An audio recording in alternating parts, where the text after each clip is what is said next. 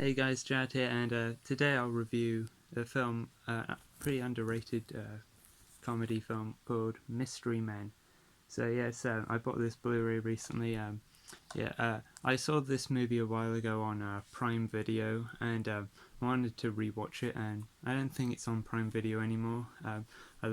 So I bought this Blu-ray of it. It's cool. It's by 88 Films, if you can see, and it had reversible artwork. So when it came, it had this artwork on the outside, and this artwork was the outside bit. There's a cool booklet, but yeah.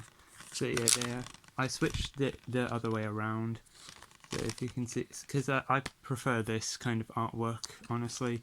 And yeah, it's kind of cool having like it on the inside though.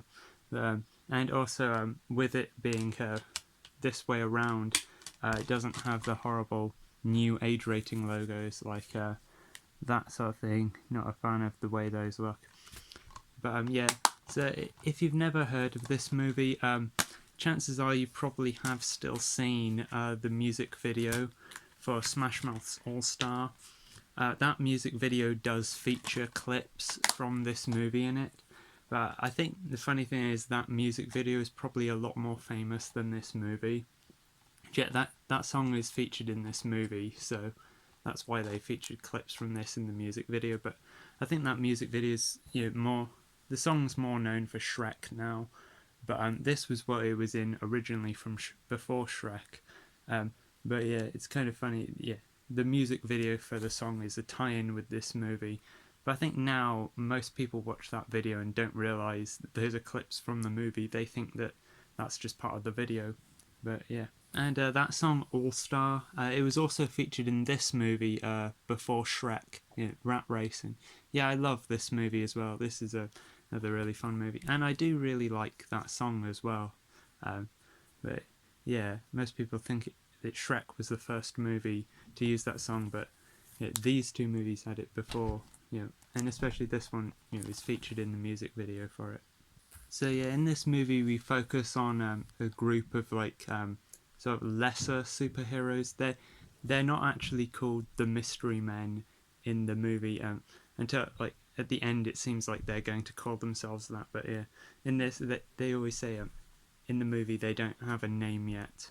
But yeah, so the team is made up of you have Roy, or is Mr. Furious, who's played by Ben Stiller. There's a guy, the Blue Raja, it's funny because he's not actually really wearing much blue. He's played by Hank Azaria from The Simpsons.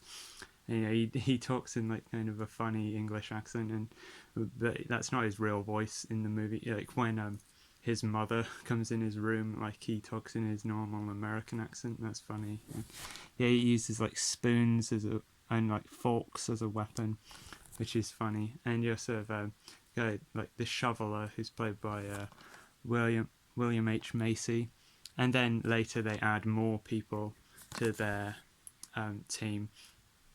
But yeah, they're the lesser kind of superheroes, and in this movie the main superhero in this universe is a guy called Captain Amazing, who's played by Greg Kinnear, and basically since he doesn't have any villains to fight, since they're all in jail or dead, he decides to let a villain out called Casanova Frankenstein, who's played by Geoffrey Rush, out of prison. And he does that as his secret identity, which is Lance Hunt, which is basically just him wearing glasses. That's the difference. And it's making fun of Clark Kent. How nobody can figure out that he's Superman, even though it's just he puts glasses on. But yeah, he argues to get Casanova Frankenstein out of prison, and then he ends up getting Frankenstein has him keeps him captive, and then so then with him it's up to the Mystery Men. Oh, they're not called that yet, but this group of superheroes to do their superhero work.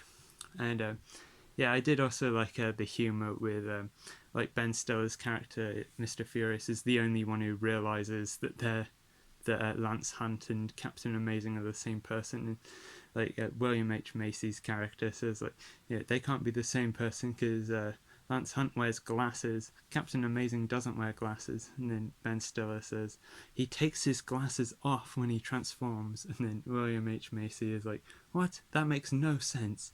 If he takes his glasses off, how can he see? Yeah, yeah, that was just so funny. I loved that.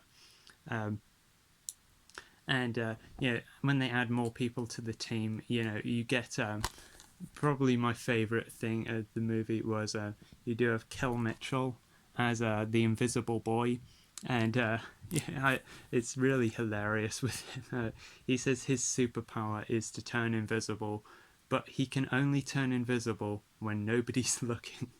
That's just so funny, and I love how at the end, like he actually does get to use that power. But yeah, that's just such a hilarious power to have.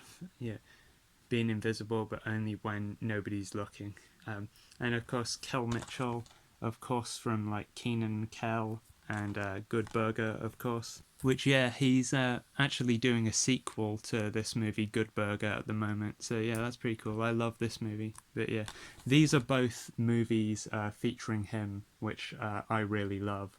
So yeah, and it's also pretty. Well, the thing that's pretty dark is like you have Janine Garofalo as like a character called like the bowler, where she's like a bowling ball, but it's like her dead father's skull is inside the bowling ball, which is kind of dark, but there's some good comedy that comes from that.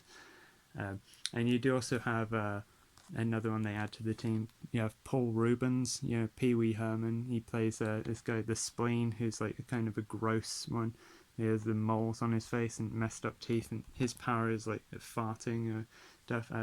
I did kind of think with him they did too much of like over the top grossness. I mean, I can enjoy some gross out humor, but I found the stuff with it. He was one of the lesser characters because I found it more gross than funny, a lot of the stuff with him. But he is also often paired up in this movie with Kel Mitchell's character, and I did think that the two of them did have some funny chemistry together. So yeah, I did enjoy the chemistry between those two, but I did kind of think the Spleen character by himself was more just gross than funny.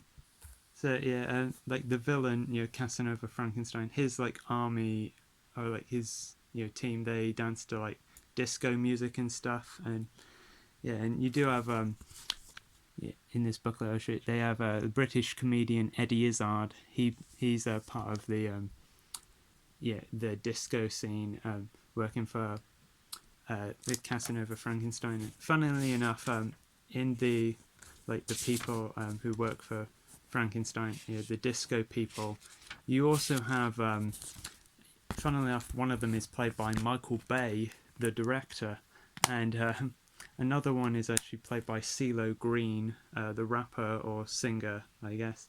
But yeah, that was kind of interesting casting to see. And it's actually pretty dark what ends up happening with the character of Captain Amazing. I don't want to give away too much, but yeah, I did actually quite like how they went down that kind of dark path. It is a good kind of subverting of expectations, I thought. And yeah. So yeah, overall, I would highly recommend this movie if you haven't seen it. Yeah, I first heard about it because of the Smash Mouth All Star music video, and I'm glad I did discover it that way because I really do enjoy this movie. And yeah, even though that video is probably a lot more famous than the movie, I'm glad this movie does still have kind of a cult following. And yeah, I would say I am definitely part of that cult following. So yeah, thanks for watching, and bye.